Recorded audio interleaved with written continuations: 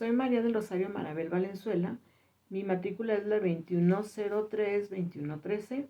El reto es el número 2 de la personalidad y su validación ante el registro civil, el módulo Derecho de Personas y de Familia, de la licenciatura en Derecho.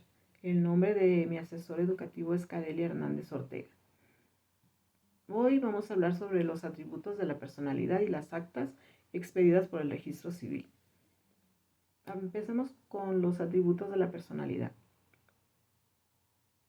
Todas las personas en el mundo poseen atributos inherentes a su naturaleza humana. Con el nombre de persona se designa todo ser capaz de adquirir derechos y contraer obligaciones. Por lo tanto, sin distinguir condición, todas las personas nacen con ciertos derechos que les deben acompañar durante toda su vida, puesto que les sirven para identificarse a sí mismos como con relación a los demás y como individuos pertenecientes a un determinado estado. Los atributos de la personalidad son derechos personales que nacen y mueren con la persona y que no se gastan, ni se venden, ni se transmiten. Los atributos de la personalidad hacen posibles que el ser humano se reconozca como un ser único e irrepetible en la sociedad.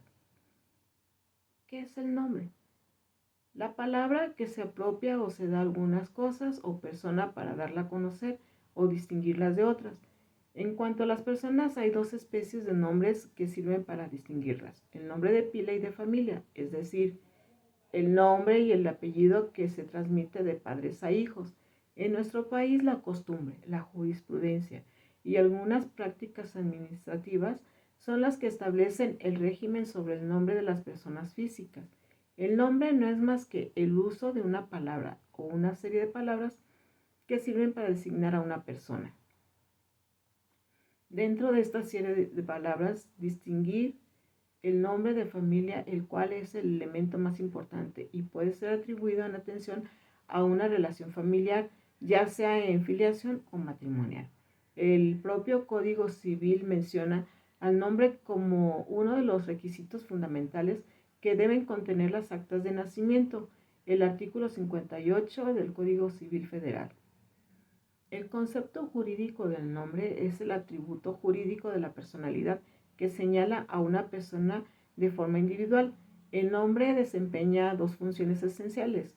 Uno, que es un signo de identidad de la persona, y el dos, que es un índice de su estado de familia. Además, en casos concretos puede hacerlos sujetos de derechos y obligaciones establecidos en alguna ley. Es de tal importancia el nombre en las personas físicas que existe protección hacia él mismo, así como disposiciones de carácter penal que sancionan en casos de usurpación. Existen diversas formas de adquirir el nombre, como son por filiación consanguínea, por filiación adoptiva, por el matrimonio, por sentencia judicial, por rectificación de acta, por cambio de nombre y por decisión administrativa en el caso de hijos de padres desconocidos. El domicilio. El domicilio es, junto con el nombre y el patrimonio, uno de los elementos esenciales de la persona física. El nombre, como se analizó en el apartado anterior, sirve para identificar a la persona. Al domicilio le corresponde ubicar a la persona en un espacio determinado por el domicilio. Se le tiene por presente a la persona. Es conveniente mencionar que para muchos autores es necesario establecer una diferencia entre la residencia y el domicilio, por lo que la residencia se considera como una noción menos abstracta, más realista que la del domicilio. La residencia es el lugar donde la persona vive efectivamente, de una manera estable y habitual, pero ello no obsta para que la residencia coincida muchas veces con el domicilio. Esta situación sería comparable a manera de ejemplo con la situación que se da entre propiedad y posesión. Al respecto, Galindo Garfias manifiesta que la residencia o permanencia de una persona física en un lugar determinado no es suficiente para constituir el domicilio en sentido jurídico. Es necesario que la residencia sea habitual, es decir, se prolongue más de 6 meses. El artículo 29 del Código Civil Federal es el apartado jurídico que menciona la residencia ya que a falta de un domicilio se considera como tal aquel lugar donde se tenga el principal centro de negocios.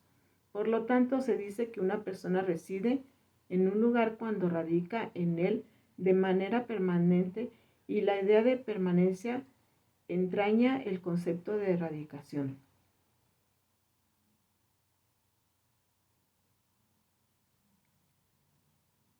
¿Qué es el Estado civil? El Estado civil es el que tiene como principal finalidad el incorporar a una persona o a un grupo o núcleo familiar dentro de esta relación. Se incluye el estado del cónyuge y el del pariente por consanguinidad, por afinidad, por adopción, lo que el Código Civil Federal establece y reconoce como parentesco. Tal ordenamiento reconoce como parentesco por consanguinidad el que existe entre personas que descienden de un mismo progenitor, equiparándose el mismo lazo de consanguinidad por lo que respecta a la adopción plena. El parentesco de afinidad es el que contrae por el matrimonio, mientras que el parentesco civil es el que nace de la adopción simple y solo existe entre el adoptante y el adoptado. El estado de familia tendrá su origen en un hecho jurídico, como es el nacimiento o los actos de voluntad, como el matrimonio y la adopción.